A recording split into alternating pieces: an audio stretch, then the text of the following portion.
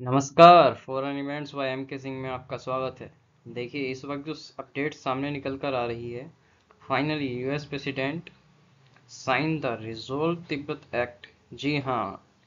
अब देखिए, ये जो द रिजोल्व तिब्बत एक्ट है, ये क्या है, इंडिया के लिए कितना इम्पोर्टेंट है और तिब्बत को इससे क्या बेनिफिट होगा, यूएसए ने इसे अभी क्यों साइन किया है, सभी सवालों के जवाब जानेंगे।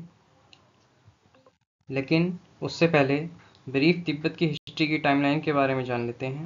कैसे तिब्बत पर चाइना ने कब्जा किया।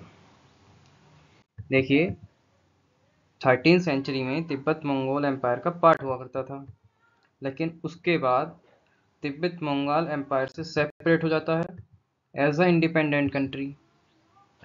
तब से लेकर और जब तक king dynasty first time Tibet पर अटैक करता है और तिब्बत के 3 में से 2 प्रोविंस पर अपना कब्जा कर लेता है, एंड फाइनली जब तक 1912 में चाइना में रिवॉल्यूशन होता है, 4 किंग डायनेस्टी का एंड हो जाता है। तब चाइना में गवर्नमेंट चेंज होती है और इसी के साथ तिब्बत से चाइनीज सोल्जर को भी वापस चाइना भेज दिया जाता है। उसके बाद Tibet as a independent country declare करता है, लेकिन चाइना तिब्बत को इंडिपेंडेंट कंट्री एक्सेप्ट नहीं करता है और चाइना में 1949 में कम्युनिस्ट की जीत हो जाती है।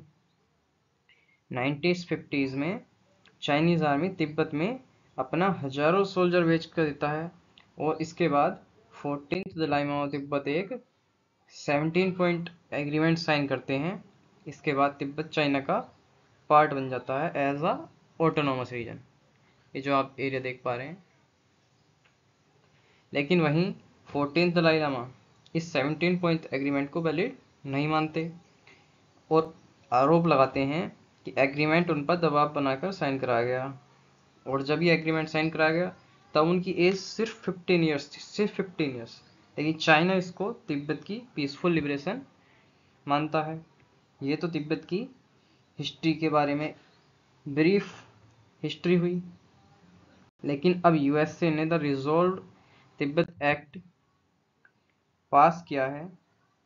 इससे यूएसए क्या करना चाहता है। देखिए, तब से अब तक ये तिब्बत इशू पर कोई मेजर अपडेट हुई नहीं। यूएन में भी इस मुद्दे को उस तरह से नहीं उठाया गया जिस तरह से उठाना चाहिए था, और मोर और लेस लाइकली यूएसए भी इस पर चुप रहा था। लेकिन अब इस एक्ट के पास हो जाने के बाद ये देखा जा सकता है कि यूएसए इस इशू पर चाइना के अगेंस्ट प्रेशर बिल्ड करने में इंटरेस्टेड लगता है, और इस एक्ट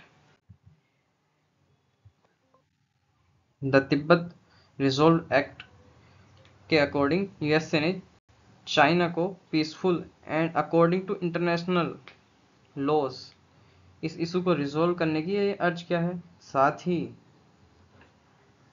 यूएसए को अब अथॉरिटी है कि वो चाइना के अगेंस्ट फंड्स का यूज़ कर सकता है डिस इन्फॉर्मेशन को काउंटर करने के लिए अगेंस्ट तिब्बत और दलाई लामा, एंड तिब्बत की हिस्ट्री जो मिस इन्फॉर्मेशन चाइना फैलाता है उसको काउंटर करने के लिए यूएसए अब फंड्स का यूज़ कर सकता है, क्योंकि चाइना मिस इन्फॉर्मेशन के मामले में बहुत आगे है।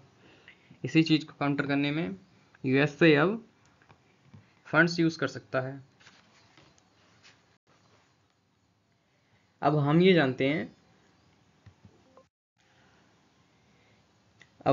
हैं कि किस लिए इतना इम्पोर्टेंट है इंडिया के लिए। ओबियसली तिब्बत रिफ्यूजी इंडिया में रहते हैं और इंडिया तिब्बत को सपोर्ट करता है। इसकी वजह से चाइना इस पर सफाई देता रहता है, बट इन रियलिटी इंडिया का बॉर्डर तो तिब्बत से मिलता है, ना कि चाइना से। इंडिया एंसाइंट टाइम से ही तिब्बत के साथ कल्चर टाइज रहे हैं। चाइना इस एक्ट के पास हो जाने के बाद किस तरह से रिएक्ट करेगा उसको देखते हैं आगे फ्यूचर में क्या होगा।